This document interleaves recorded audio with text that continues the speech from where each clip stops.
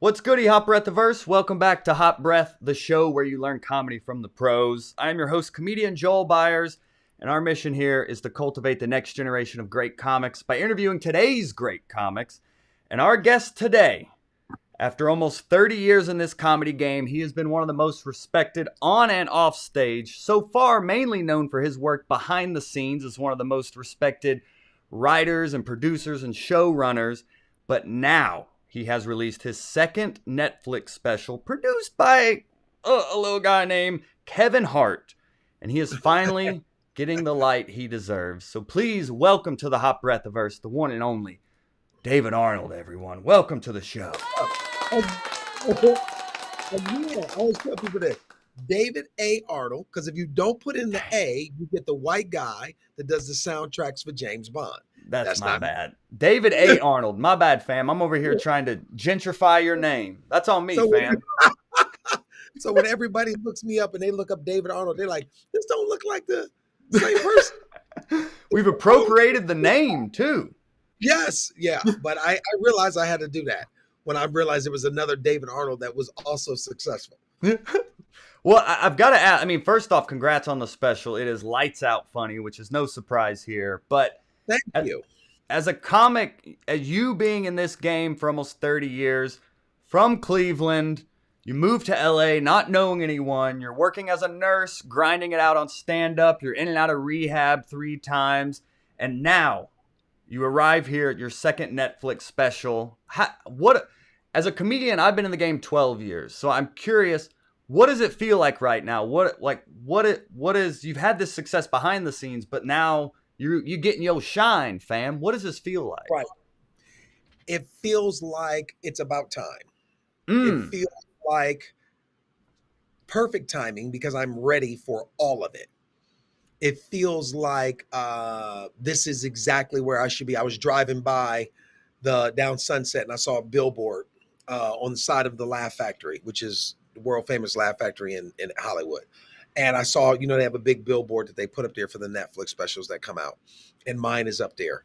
And it oddly feels like that's exactly where I belong. When I see it, they have a huge one up in Times Square right now, huge digital billboard of myself and my special in Times Square. And it oddly feels right. And I think I can say that because I've been working so hard for 28 years to get to this place. And when you've done the work, you're like, yeah, like, you know what I mean? Like, it's like if you worked out, ate right, consistently, and then somebody said, wow, you've lost 30 pounds. You would think, of course I've been doing the work. Like, so that's how it feels. You know what I mean? That's exactly how it feels. I'm curious, how low did it get for you? Because I know you had moments of like even BET like saying you're not black enough to do a show with them and things like that. Like, how low did it get for you to reach this high? I think that was probably one of the moments. I was in development for a TV show that I had been developing for a while with Kevin. And then a new president took over the network. It started at Hulu. It went to another place and settled at BET. And one of the, the things that I heard back was basically, you're not black enough you don't look like what a black man looks like and all of this stuff. And that was one of the moments where it hit me hard because it was the first time that I was up for, and I had been developing my own TV show and thought that it was going in the right direction. And then all of a sudden, because the show actually got ordered to series, picked up for 10 episodes. We were putting together our team and writers, and then the president got fired and they brought a new president in, and she was like, I was one of the first things on the chopping block. She was like, yeah, this guy's not marketable. He doesn't look like what a black man looks like. We need somebody that our audience will respond to. And that shit just hurt me. And that's when I started posting videos with my cell phone. I started posting social videos on social media with me interacting with my wife and kids and how, it feels to be a parent, all those things I've been doing on stage. And then I also took some of the stand-up that I had been doing from 15 years ago that nobody had ever seen. And I started posting it in rants. I would do these little rants about, taking out the trash and bad drivers and, bad waiting. So like whatever my rant was. And I started putting it up on Instagram and social media 1 minute at a time, and they just ate it up. And my social media went from 1,200 followers to well over 1 million on all my platforms. And my Facebook page, I think, has been translated into like 5 different languages in several different countries around the world. Dang, getting that Facebook money. I know. So it's been a journey. So it's not been one thing. It's been a lot of little things that have gotten me to this space. One question I always ask on here, and we've interviewed over 400 comedians at this point, and Yeah. it's like your worst bombing story or like getting booed. It's just one you will never forget. San Diego, a theater called Fourth and B. I went down there. Place holds about 2,000 people. I went down there to watch a friend perform who was on the week before me. They were doing a weekly show. So I go down there to watch my boy and just get a sense of what's happening in the in the room that night. My boy is there performing. The host says, "Hey, you here headlining next week. You want to go out and do 5-7 minute set just to fill the room out?" I'm like, "Sure." I go out there, start into this set, start doing like going to church with my grandmother, something. I can't remember what it was. But what I remember is they started to get restless very quickly. And when you know, they started going, making that noise like, like they about to boo you. And it was about to come up into a full-fledged boo. And I don't know if you've ever been booed by 2,000 people at once. Wind from the boo blows you off stage. Like it was like it's nothing like 2,000 people all at once agreeing you ain't shit. Like that's exactly what it was. And I just walked off the stage. And the host was like, "What'd you do?" And I was like, "They started booing me. I had to leave." And so I told my boy that I went to go see perform that night. I said, "Listen, man, I'm not coming back to that club. I'm not doing it next week." Because like at that night when you left the show, they would pass out flyers for the next week's show. And my picture is on the flyer. So I'm sure people were getting the picture in the flyer going, "This is, we just booed 5 minutes ago. I ain't coming back here next week." Like, that had to happen. And I left the theater that night, walking to my car, um, flyers all over the ground, footprints on my face where people had stumped. Yeah. And I sat in my car for like 2 hours. And I was like, I can't go back there next week. My friend told me I had to. He said, "You got to overcome every fear in comedy."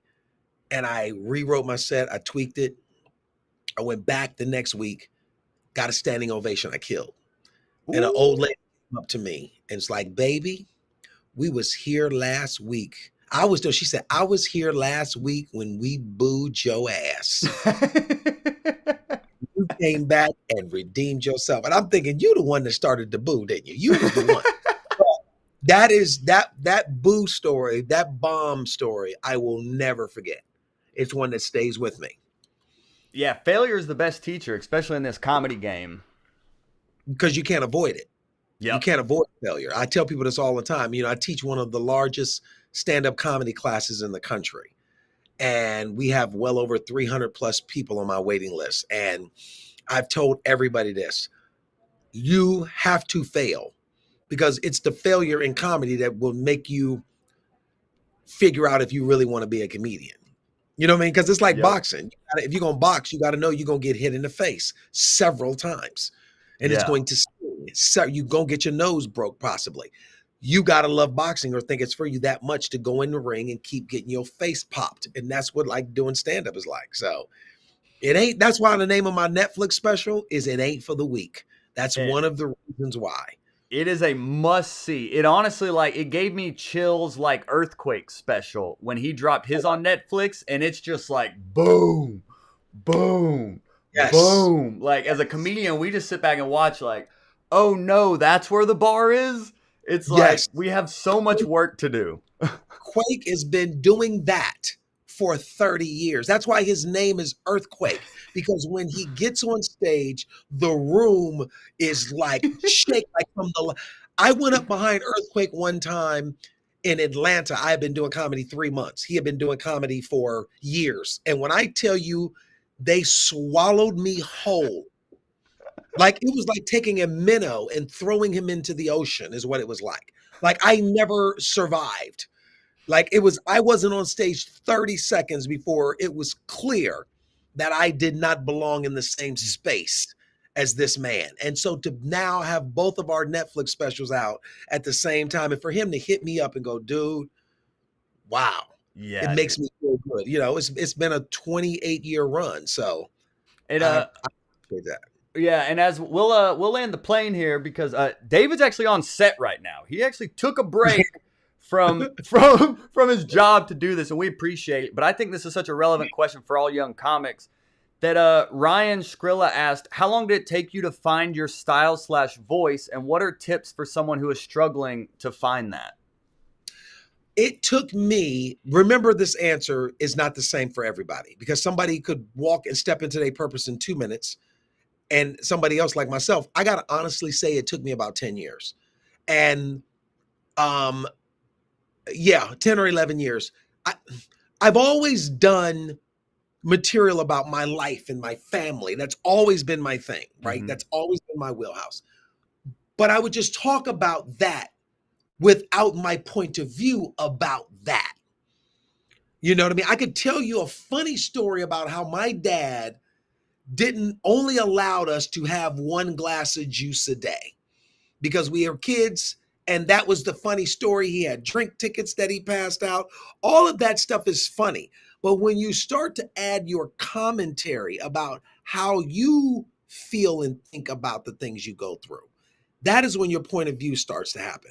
My point of view came to me around 2007. And I've been doing stand up since 97. Mm-hmm. I'm now 96. So this is 11, maybe 12 years. And I started doing rants on social media. 2008 is where it really started to crystallize. Rants on social media, and I had this little toilet paper that it was rants that I would do called Life with Dave. And and if you go back on my YouTube channel, you can see them way back on there where I would do, bad tippers, telemarketers. Like I had but I started doing these rants and da da da da, and as I kept doing them, I started to see people's reaction to it, and then I started to realize, oh, this is my point of view. And I kept going. Then I started to apply it to my life. Oh, my kids do this, and this is how I feel about it. My wife does this, and this is how I feel about it. That is the point of view. That is what it takes comedians a minute to get. And you have to get through a stage of, oh, I wonder what people are going to think. Oh, I Mm-hmm. wonder if my day job is going to see this and think this, this, and this. You got to get through all that shit because none of that, when my boyfriend doesn't like when I say none of that's going to work. Not in be real and stand up to the level in which you need to be real at in order to compete with the best. I've been lucky to not have that. So it's different for everybody, but if you know the goal to find your voice is to every single bit and every story that you tell, your goal has to be to ask yourself, how do I feel about what I'm talking about? So yeah, I You do know, family material too, and I talk about like my wife loving the dog more than me, and it's like a sure, lot of silliness right now. So it would be like literally, how do I feel about her loving? Like I'm jealous or I'm envious. I want to kill exactly. the It's like dog. Things like I that. work all day. I come home to make sure that you have, and the dog's water is fresh, but I have leftover so and so. Maybe I need to, it's I, me, I. When you start getting to that and you're not narrating from the outside, giving Mm. people a clue about what's happening outside, and you get inside and you tell people, I come home, I've been working all day. I'm looking for a meal. She says it's in the microwave. I look down the dog's bowl. It's fresh with. That's when I'm wondering what about me? When the dog is eating better than the man who bought the food for the dog, we got a problem. That's my point of view. Point of view, man. That's You, different. yeah. Erica just said she joined your wait list. Yeah, you just put on a quick master class, David. Thank you so much for squeezing this in your busy schedule, man. I apologize for all of the mishap. I really do. I love, being able to sit up and talk comedy. Yes, if you follow me on Instagram, it's the David A. Arnold. My new Netflix special, my second one, It Ain't for the Week. My first one, Fat Ballerina, is now trending on Netflix as well because people Yes. found that. And Oh, I'm going to announce very soon a weekend intensive of my stand-up class in Los Angeles here because I'm on tour. I'm in the middle of a 40 city tour as I prepare for my third Netflix special. And so I can't do a 6-week class as I was doing before. So I'm going to do weekends. I'm going to do like 6 hours on a Saturday and 6 hours on a Sunday and do an intensive. So that announcement is coming very soon. So well, we will uh keep an ear out, my friend. Thank you so much for taking the time, David. I'll link everything in the show notes. And thanks for the inspiration, buddy. yeah, man, good luck to everybody, y'all. Stay doing it. Absolutely. Have a good day, buddy. You too, man. Peace. Peace. Woo! Okay then. Okay then.